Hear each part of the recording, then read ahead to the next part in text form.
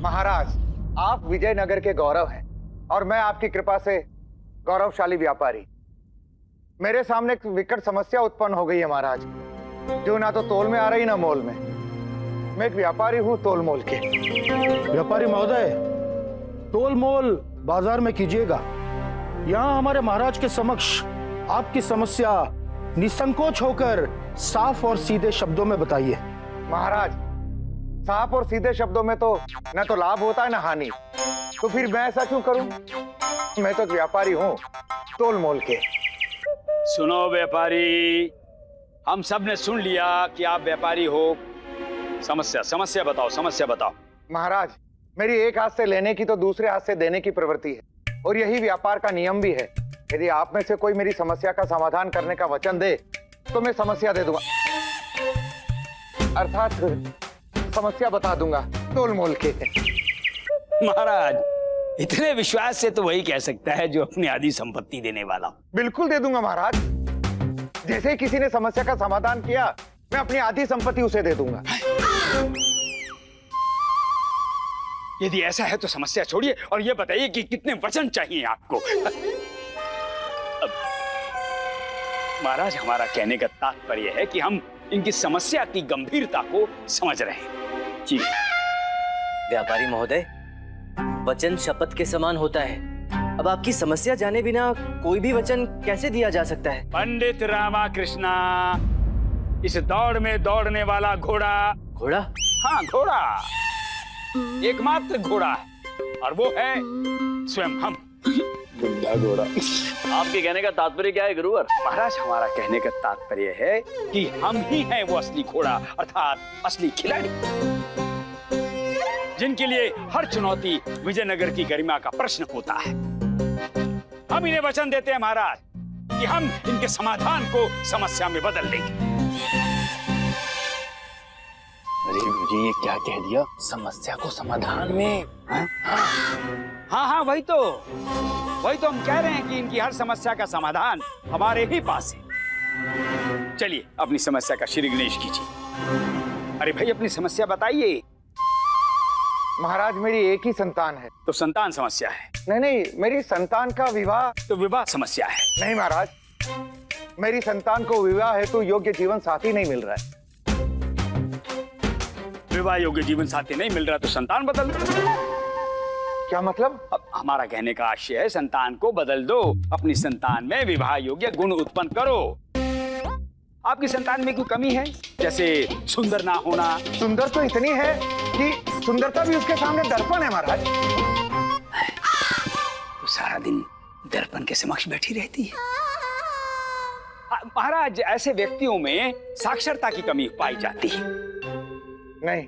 तो शिष्टाचार की कमी होगी? बिल्कुल नहीं। अब तुम कहोगे संस्कारों में भी कोई कमी नहीं? नहीं गुरुवर, महाराज, मेरी संतान सुंदरता, शिष्टाचार, संस्कार सब में निपुण है। अच्छा, कब मिलवा रहे हो? परंतु क्यों? नहीं, जब हम उनसे मिलेंगे तभी तो हम जान पाएंगे कितना योग्य जीवन साथी चाहिए उन्हें। परंतु व्यापारी महोदय, आप जिसके लिए जीवन साथी ढूंढ रहे हैं उसे साथ लाए भी हैं या नहीं? हाँ। क्यों नहीं पंडित रामाकृष्ण जी, व्यापारी हूँ तोल मोल के। पुत्र गुरुजी, ये व्यापारी तो दरबार में अपने पुत्र को बुला रहा है। अरे मूर्खो, तुम्हें कभी पिता का प्रेम मिला हो तभी तो ज्ञात हो। देखो, कभी कभी पिता स्नेह पूर्वक अपनी पुत्री को पुत्र कहकर पुकारते हैं। हाँ। पुत्र अंदर आओ।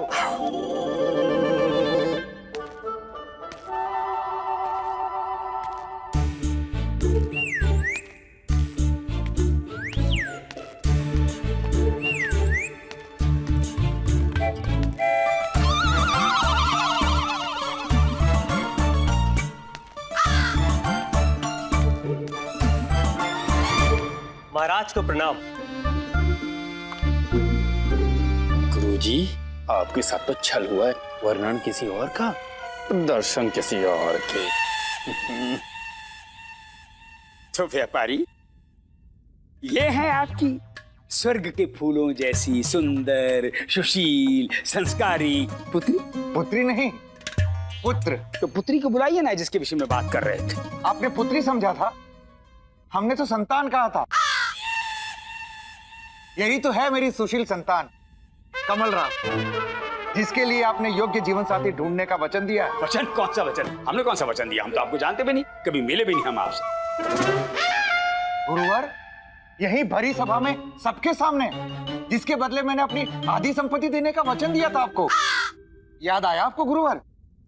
हाँ हाँ हाँ, वो वचन, हाँ वो तो हमने दिया था। गुरुवर, अब आप ही का सहारा है। व्यापारी, हमारा आशीर्वाद सदैव तुम्हारे साथ है। और वचन का क्या? अब देखो व्यापारी, जब आप दरबार में आए तो हमने देखा आप चिंतित थे कि नहीं? तो हमने आपको चिंतित देखा, हमें आप पर दया आई, तो हमने आपको वचन दे दिया। और हमने जो वचन दिया था आपकी पुत्री के लिए दिया था कि नहीं? अब यदि तुमने पुत्री के लिए दिए गए वचन को पुत्र के लिए आग्रह किया तो हम क्या कर सकते हैं? व्यापारी महोदय, पहले आप ये बताएं कि आपके पुत्र ने युवती के वस्त्र क्यों धारण किए हैं? उसमें भी मेरी गलती है महाराज। मैं व्यापार में व्यस्त रहता था। मेरी अनुपस्थिति में मेरी धर्मपत्नी ने पुत्री की चाह में पुत्र को पुत्री की तरह लालन पालन किया। उसे लड़कियों के वस्त्र पहनाए, उसे लड़कियों की तरह सजना संवरना सिखाया। अब जब खिलवाड़ करोगे प्रकृति से, तभी तो मिलोगे ऐसी नियति से। महाराज, हमारा कहने का तात्पर्य है कि इनके लालन पालन में ही दोष है। मैंने सोचा कि समय के साथ सब ठीक हो जाएगा। आज जब कमल राव बड़ा हो चुका है, पर आज भी ये पड़ोसी की पुत्री की देखा देखी वैसे ही कपड़े पहनता है। अब आप ही बताइए मैं क्या करूं? मेरी समस्या का कोई समाधान बताइए महाराज। समाधान की आवश्यकता नहीं है व्यापारी, बस तुम्हें भूलने की आवश्यकता है। ये कमल राव के विवाह के विषय में भूलने की।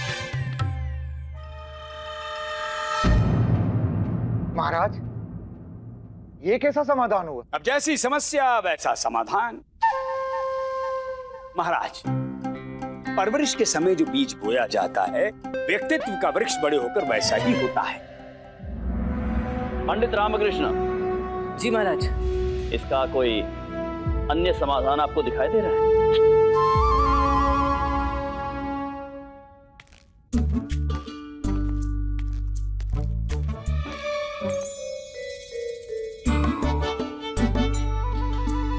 महाराज, मुझे तो कोई समस्या ही नहीं दिख रही, तो समाधान कैसा? अर्थात? महाराज, इस बात का विषय ये है कि कमल राव की स्त्रियों के भांति वस्त्र धारण करने की, सजने संवरने की और श्रृंगार करने की प्रवृत्ति हो गई है। और अब इनकी ये प्रवृत्ति इनकी इच्छा का रूप धारण कर रही है। पंडित रामा जी, इसका यही आचरण रहा तो कौन कन्या इससे विवाह करेगी? व्यापारी महोदय, आपने कहा था कि ये आपकी पड़ोसी की पुत्री की तरह वस्त्र धारण करते हैं। जी हाँ। कमल राव, आप ये वस्त्र क्यों पहनते हैं? क्योंकि वो हमारी सबसे अच्छी सहेली है। सिर्फ इतना ही नहीं, वो हमारे वस्त्रों का चुनाव भी करती है। पंडित रामकृष्ण जी, हमें वो और उनके चुनाव दोनों ही बेहद पसंद है। तो इसका अर्थ ये हुआ कि आपकी पड़ोसी की पुत्री को आप पसंद करते हैं। हाँ। क्या वो भी आपको पसंद करती है? जी हाँ, हमसे भी अधिक। तो इसका तात्पर्य ये हुआ कि आप दोनों के हृदय में एक दूसरे के प्रति प्रेम है। जी बिल्कुल। जी, प्रतीत होता है कि आधी संपत्ति पंडित रामकृष्ण को मिलने वाली है और वो समाधान मिल गया, मिल गया, समाधान मिल गया, समाधान मिल गया महाराज, समाधान मिल गया। आपका लड़का, पड़ोसी की लड़की, दोनों एक दूसरे के लिए उत्तम जीवन साथी हैं। दोनों का विवाह करवा दीजिए। आप उनके पड़ोसी, वो आपके पड़ोसी, बन जाइए एक दूसरे के समधी। परंतु गुरुजी, उनके और हमारे मध्य में काफी मोल तोल है। तो आपका अर्थ है दहेज? नहीं गुरुवर, व्यापारी महाशय सज्जन पुरुष हैं। वो कदापि दहेज जैसी कुरीतियों पर विश्वास नहीं कर सकते। इनका अर्थ है आर्थिक स्तर। व्यापारी महोदय, आप संबंधों में व्यापार मिश्रित मत कीजिए ना, अन्यथा आपके पुत्र की खुशियां उससे छिन जाएंगी। अब आप निर्णय लीजिए कि आप अपने पुत्र की खुशियां चाहते हैं या नहीं। पंडित रामाकृष्णा, मुझे अपने पुत्र की खुशियां सबसे प्रिय है, तोल मोल के। हो गई संतुष्टि? अब कीजिए अपने वचन की पुष्टि, बनाइए अपने पुत्र को पड़ोसन युवती का पति और दीजिए हमें अपनी आधी संपत्ति। क्यों नहीं गुरुवर, मैं अपने वचन पर कायम हूं। महाराज, समस्या का समाधान पंडित रामाकृष्ण ने दिया है, तो मैं अपनी आधी संपत्ति इन्हें देने के लिए वचनबद्ध हूं। हाँ? मैं व्यापारी हूं, तोल मोल के। महाराज देखिए देखिए देखिए महाराज, आपके समक्ष हमारे साथ छल हो रहा है महाराज। देखिए ये अच्छी बात नहीं है महाराज। नहीं गुरुवर, महोदय बिल्कुल उचित बात कह रहे हैं। समस्या का समाधान पंडित रामाकृष्ण ने ही ढूंढा है। महाराज, मैंने कोई समाधान नहीं दिया, समाधान तो इनके पास ही था। जो भी इन्होंने बताया मैंने वापस इन्हें ही लौटा दिया। हाँ, अपने कुछ शब्द अवश्य मिला दिए, जिससे कि कमल राव, जो कि अपने जीवन साथी से मिला करते थे, अब सदा के लिए मिल जाए। व्यापारी महाशय, मुझे आपकी संपत्ति नहीं चाहिए, उसे आप अपने पास ही रखें। मूर्ख, हाथ आई लक्ष्मी जाने की। धन्यवाद पंडित रामाकृष्णा, धन्यवाद गुरुजी। अपना धन्यवाद अपने पास रखिए, और हाँ, कम से कम अपने पुत्र की संतान को अच्छी परवरिश दीजिएगा, तोल मोल की, समझे? जी। उचित कथन है आपका गुरुवर। एक शिशु की परवरिश उसके आने वाले कल को, उसके भविष्य को निर्धारित करता है। जी महाराज।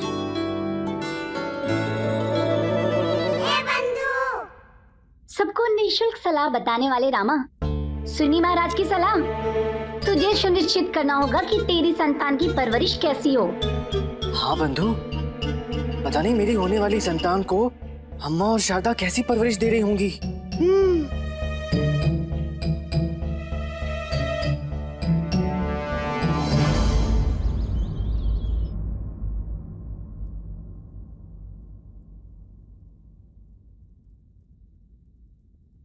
हम अपनी सारी नई साड़ियां दांव पर लगाते हैं। हम भी अपने सारे लड्डू दांव पर लगाते हैं।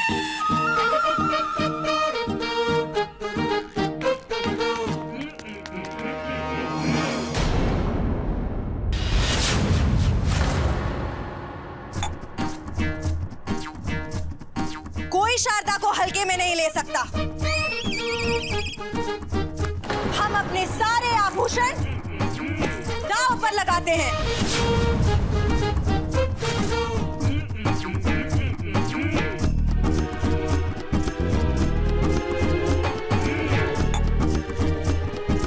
जितना कोई सोच भी नहीं सकता, उससे अधिक जोखिम जीतने के लिए मैं चुटकी बजाकर उठा सकती हूँ। मैं अपने प्राण से भी प्रिय अपनी लाठी दांव पर लगाती हूँ। हे माँ, इन लोगों ने तो मेरी शंका सच में परिवर्तित कर दी। अब हमारे पास दांव पे लगाने के लिए कुछ नहीं बचा।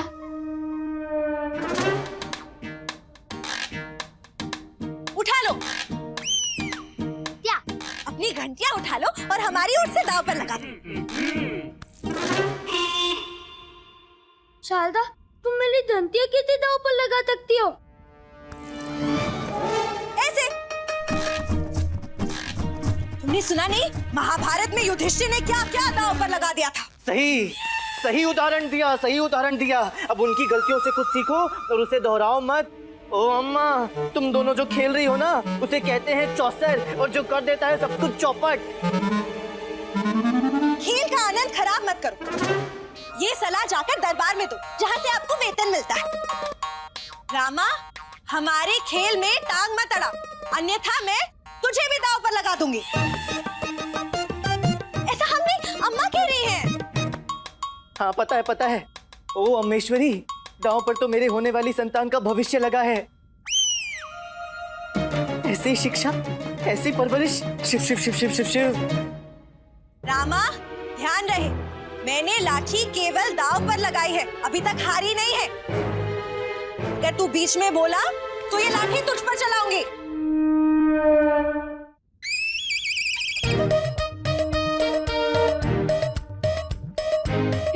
वाली बचा धंतिया मेली। जय माँ भवानी, जीतेगी शारदा रानी।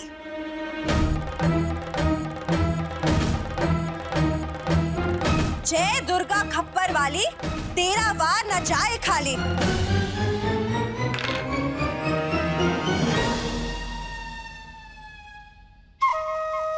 बारह से केवल 10 कम, अम्मा अब हार गई। अच्छा हुआ, देखा अम्मा, माँ भी ऐसे खेल में किसी का साथ नहीं देती। हाँ, परंतु देवी माँ ने हमारा तो साथ दिया ना। हम अम्मा की लाठी और लड्डू दोनों जीत गए। ये तो छल है।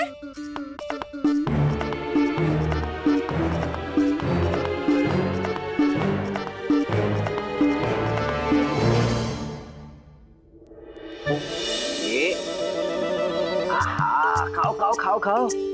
देखा अम्मा, इतनी सुशील है मेरी संतान, कितने प्रेम से लड्डू खा रही है।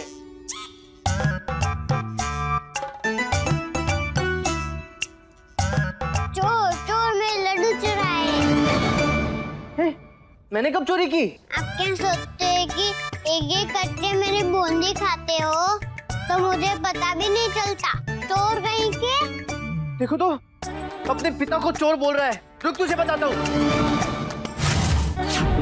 इससे पहले बाहर वाले बोले मेरा पिता चोर है और बात दूर तक जाए, अब ये गंदी आदत आपसे दूर कर देता हूँ। अम्मा, अरे क्या कर रहा है? अपने पिता को मारेगा? अरे छोड़, लाठी छोड़।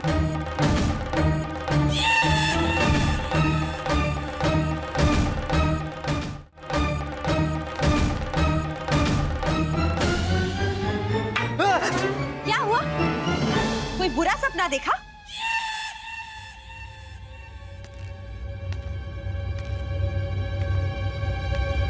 अपना आने वाला कल देखा अम्मा, जो बहुत ही पीड़ादायक है। चिंता मत कर, सपने देखकर तो तू बचपन में भी डर जाता था। अब ये बता, तूने क्या देखा? ओ अम्मा, मैंने क्या देखा वो छोड़ो, ये बताओ तुम बात बात पर मुझे लाठी क्यों दिखाती हो? मेरी होने वाली संतान पर कितना बुरा असर पड़ेगा। अरे मुझे तो लगता है तुम दोनों की संगति खराब है। हाँ लामा, तूने तत्का इन दोनों की तंगत तला दे। हाँ, तो चिंता मत कर लामा, लेकिन मेरी तंगत बहुत ही अच्छी है। मैं अपने मित्र की संतान को सब कुछ दिखा दूंगा।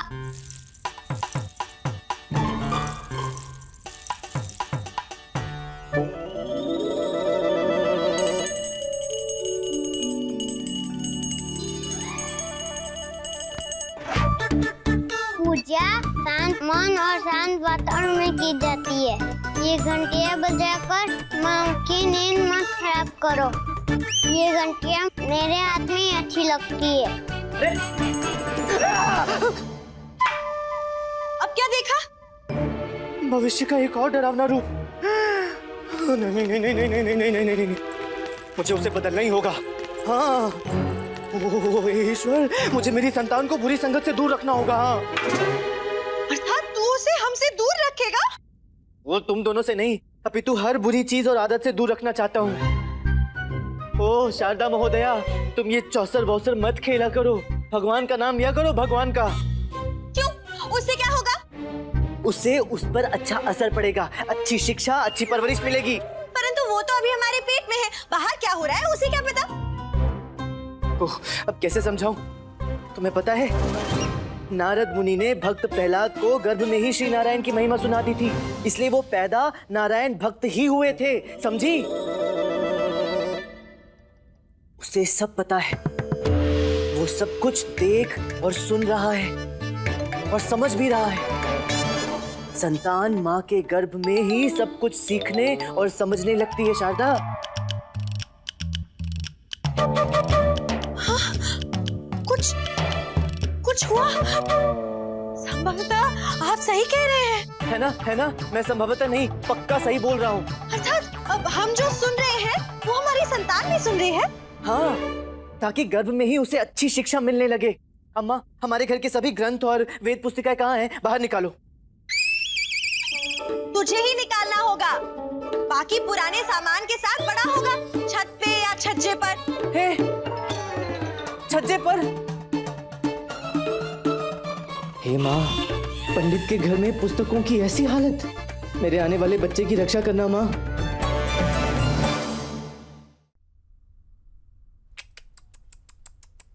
राम राम राम राम राम। सारी ज्ञान की पुस्तकें ऐसे बेकार पुराने सामान के साथ रख दी हैं। कौन कहेगा ये विद्वान पंडित का घर है? मैंने नहीं, शारदा ने रखी है। जैसे अम्मा संकेत देती है और बोलना हमें पड़ता है, वैसे ही अम्मा निर्देश देती है और कार्य हमें करने पड़ते हैं। ले, फिर से दोनों शेरनियां शुरू हो गई एक दूसरे पर आरोप प्रत्यारोप लगाने के लिए। ओ शारदा महोदया, ये भी कोई अच्छा ज्ञान नहीं है संतान के लिए।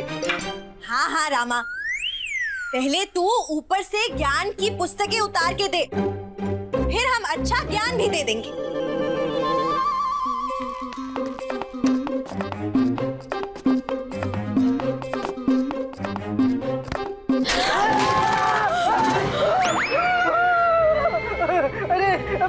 अब मैं नीचे कैसे उतरूंगा?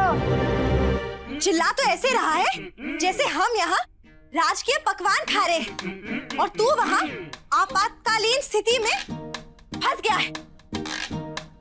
घबरा मत, ऊपर भी तेरा ही घर है, आराम से रह। परंतु शारदा, मैं नीचे कैसे उतरूंगा? अरे आप हम पर क्यों चिल्ला रहे हैं? आप ऊपर हमारे कारण नहीं, इन सीढ़ियों के कारण चढ़े हैं। पहले नीचे उतरिए, सीढ़ी की मरम्मत करें, फिर इस पर चिल्लाना। अच्छा, पुस्तक तो नीचे फेंक दीजिए।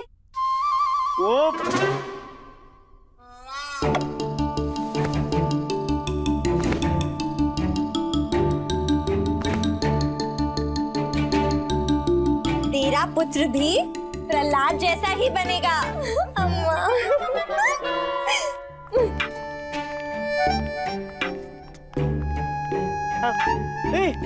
अरे ओ, मुझे छोड़ के कहाँ जा रहे हो?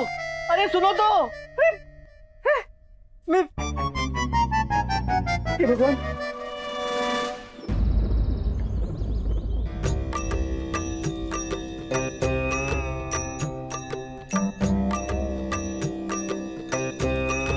भक्त प्रहलाद। स्वामी, वरुणमाला, आप पूजा कीजिए। हमारे ध्यान में कुछ विघ्न हुआ है, हम उसका उपचार करते हैं। गुरुजी, आज अचानक आपको भक्त प्रहलाद कैसे याद आ गए? पंडित रामाकृष्णा की संतान। गुरुजी, पंडित रामाकृष्ण की संतान अभी है नहीं, होगी। हाँ। हमारे मस्तिष्क में एक विचार आया है, हम पंडित रामाकृष्णा की संतान को ठीक वैसे ही प्रशिक्षित करेंगे जैसे नारद जी ने भक्त प्रहलाद को किया था। और वो पैदा होते ही नारायण जी का भक्त हो गया था। गुरुजी, आप पंडित रामाकृष्ण की संतान को प्रहलाद की भांति प्रभु नारायण का भक्त क्यों बनाना चाहते हैं? नारायण जी का भक्त नहीं, हम उसे सद्गुरु तथा आचार्य का भक्त बनाएंगे।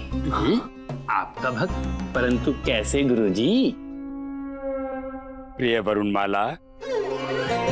जी स्वामी। हम आपसे अति प्रसन्न हैं। अच्छा, एक बात बताइए, यदि आपको एक दायित्व सौंपा जाए तो क्या आप उस दायित्व का भली भांति निर्वाह करने में सक्षम होंगी? स्वामी, आपकी इच्छा ही हमारे लिए आज्ञा है और आज्ञा ही आदेश। आप आदेश दीजिए। तो ध्यान से सुनो।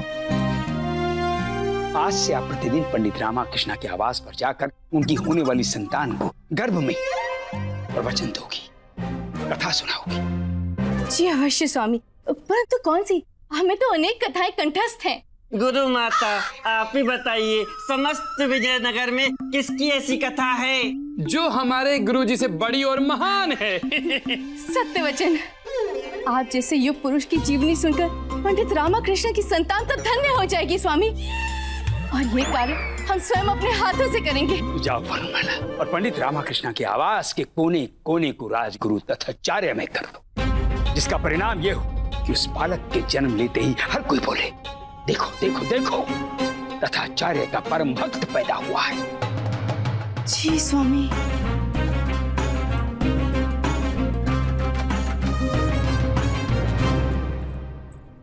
तभी तो पंडित रामकृष्ण विश्व का प्रथम व्यक्ति बनेगा जो अपने शत्रु को अपने ही घर में जन्म देगा। ये भगवान, कितनी दयनीय स्थिति हो गई है मेरे ही घर में। ओ अम्मेश्वरी, अम्मा, शारदा, ओ गुंडप्पे, कोई तो मेरी सहायता करो।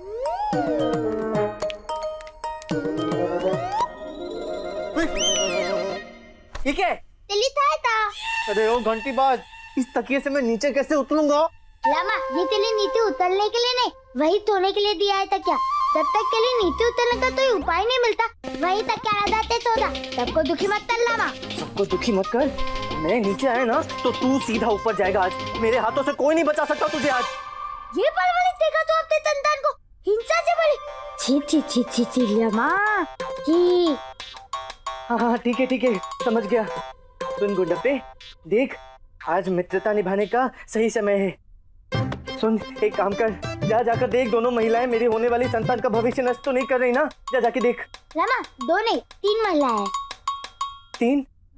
तीसरी कौन आ गई? गुलू माता। क्या? शारदा, इतने सारे ग्रंथ? हाँ, ग्रंथ ही हैं। वो रामा ने हमसे कहा कि ऐसे समय हमें अच्छी संगत में रहना चाहिए, इसलिए हमने सारे भगवानों को अपने पास ही बैठा लिया।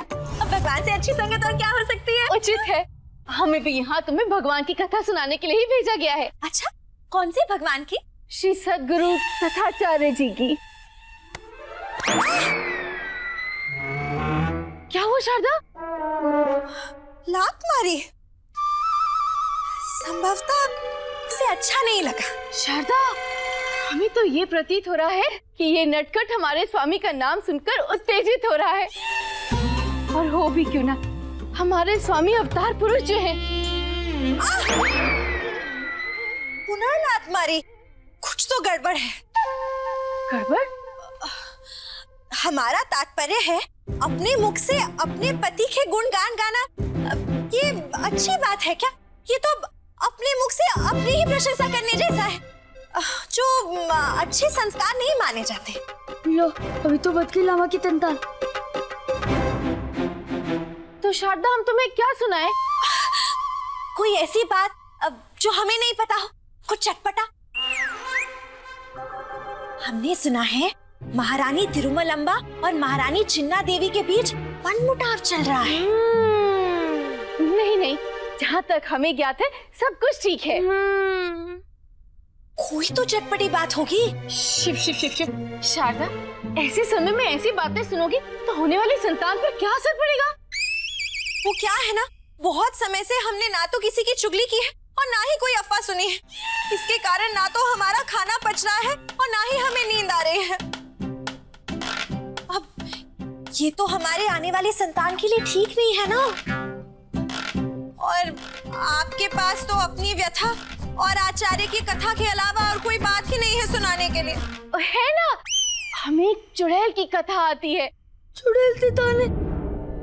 हमारे बालपन में हमारी दादी माँ हमें सुनाया करती थी। लामा तो खुद ही पता हो।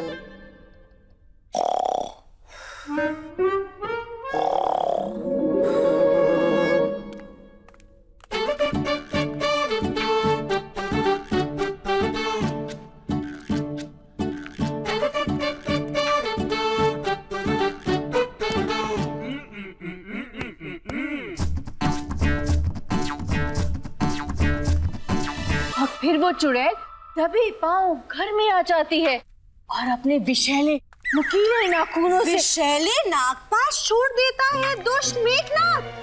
और इससे पहले कि भगवान राम कुछ कर पाते, लक्ष्मण जी मूर्छित हो जाते हैं।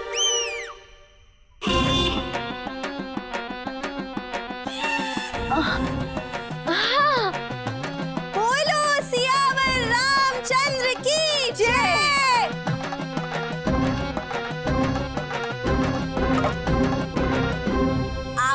भगवान राम की कहानी सुनाई, तो अब मैं नटखट श्याम की कहानी सुनाऊंगी। नटखट श्याम सुंदर की कहानी? वो क्या है ना, बच्चे थोड़े शरारती, थोड़े नटखट अच्छे लगते हैं, बाल गोपाल की तरह। बाल दुपालती नत्ताने, ये बताओ क्या क्या जीतेगा?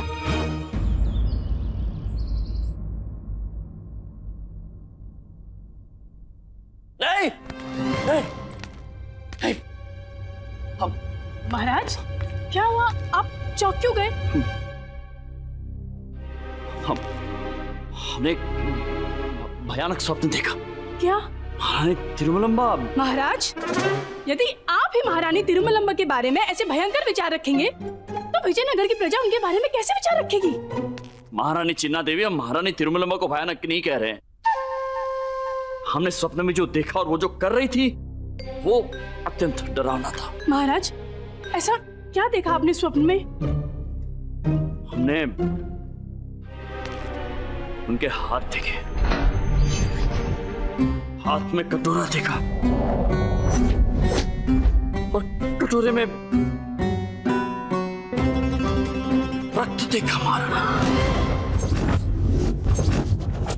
रक्त? महाराज? हाँ, रक्त देखा हमने अपनी।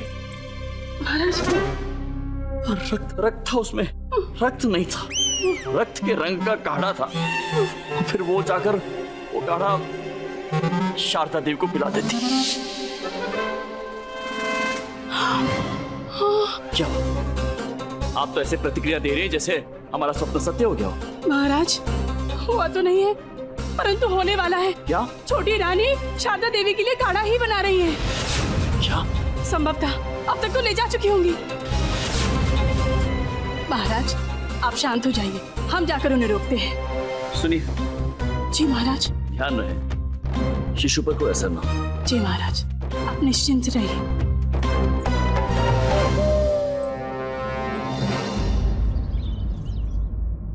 एक बार तो नदी के किनारे गोपियां नहा रही थी और उन्होंने उनके वस्त्र चुरा लिए और फिर नदी किनारे वृक्ष पर चढ़कर बैठ गए। अम्मा, आपके नटखट कान्हा की कहानी सुनकर ये भी नटखट हो गया है। पहले तो केवल लात मारा था, अब लात के साथ साथ घूसा भी मार रहा है। इसका तात्पर्य है कि तुम लोग केवल कहानी सुन रहे हो और ये कहानी सुनने के साथ साथ उसका आनंद भी ले रहा है। आगे बताती हूँ क्या हुआ। हाँ, इससे पहले कि सारी गोपियां अपनी व्यथा नंद बाबा या यशोदा मैया को सुनाते, कान्हा अपनी बांसुरी की धुन से सभी गोपियों को मोहित कर लेते थे।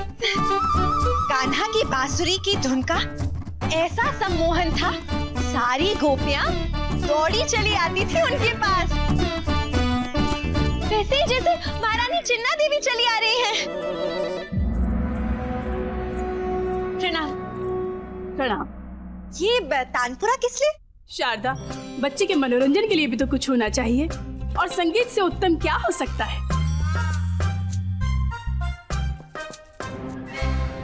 और आपके बच्चे की शास्त्रीय संगीत की शिक्षा हम आरंभ करेंगे।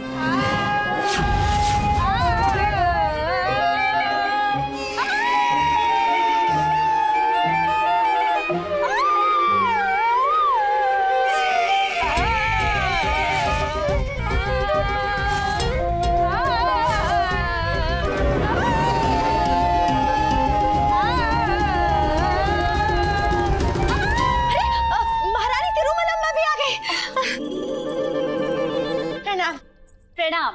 महारानी तिरुमलम्बा, आप यहाँ कैसे? हमें तो यहाँ आना ही था। सभी लोग बच्चे के मानसिक स्वास्थ्य के विषय में सोच रहे हैं, शारीरिक स्वास्थ्य के विषय में भी तो किसी को सोचना पड़ेगा। किसको? हमें और किसको? इसीलिए तो हम लेकर आए हैं पाल नक्षम अवाम अक्षम अवाम मुखम अवाम दंतम अवाम जीवम अवाम कंठम शक्तिवर्धक काढ़ा। इसे स्वयं हमने अपने हाथों से बनाया है। क्या बोल रहे हैं? रानी तिरुमलम्बा अपना काला लेकर आई है।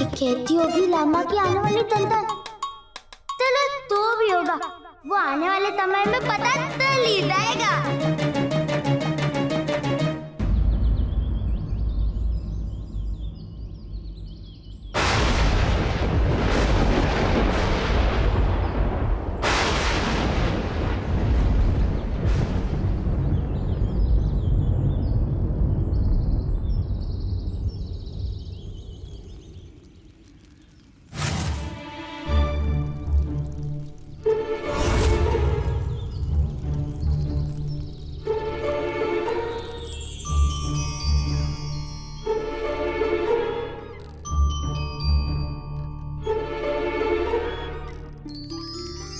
भाई, मैं आ ही गया इस दुनिया में।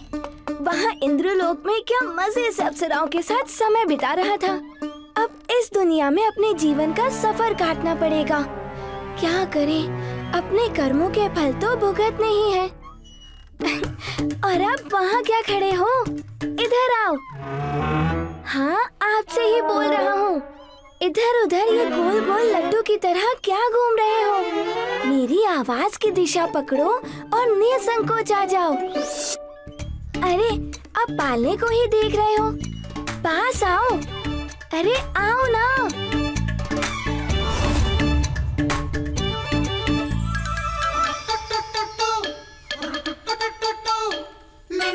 मेरी मासूमियत देखकर चौंक गए ना?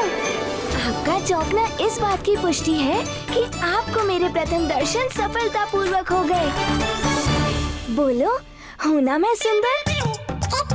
अभी भी आप नहीं समझे मैं कौन हूँ?